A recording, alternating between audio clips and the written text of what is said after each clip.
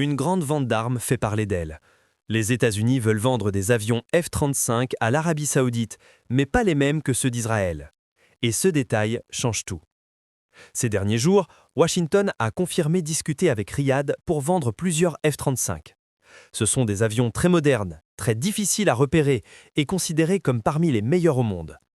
L'Arabie Saoudite en veut depuis longtemps et les États-Unis semblent prêts à dire oui.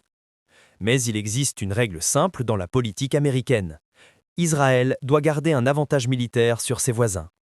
C'est une promesse que les États-Unis répètent depuis des années et qu'ils n'ont pas l'intention d'abandonner.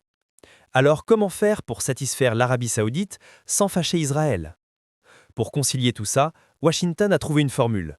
Oui, l'Arabie Saoudite pourrait obtenir des F-35, mais des appareils moins avancés que ceux d'Israël. Cela signifie que certains équipements resteront réservés à Tsahal, notamment des systèmes électroniques très sensibles et plusieurs types d'armes. Les avions destinés à Riyad voleront très bien, mais ils n'auront pas toutes les options qui font du F-35 israélien l'un des appareils les plus performants de la région.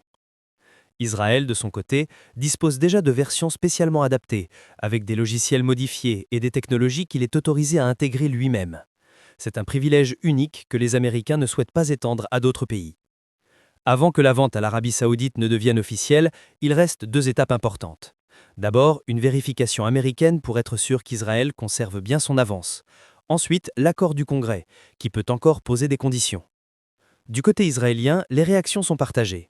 Certains responsables militaires se montrent prudents, car voir un autre pays de la région recevoir des F-35, même dans une version réduite, soulève des interrogations. D'autres y voient une opportunité politique.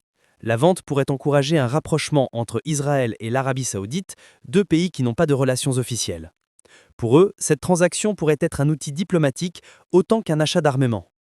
Si l'accord se concrétise, l'Arabie Saoudite renforcera nettement sa puissance aérienne, mais les limitations prévues montrent que les États-Unis veulent avancer avec prudence en soutenant Riyad tout en protégeant la supériorité d'Israël.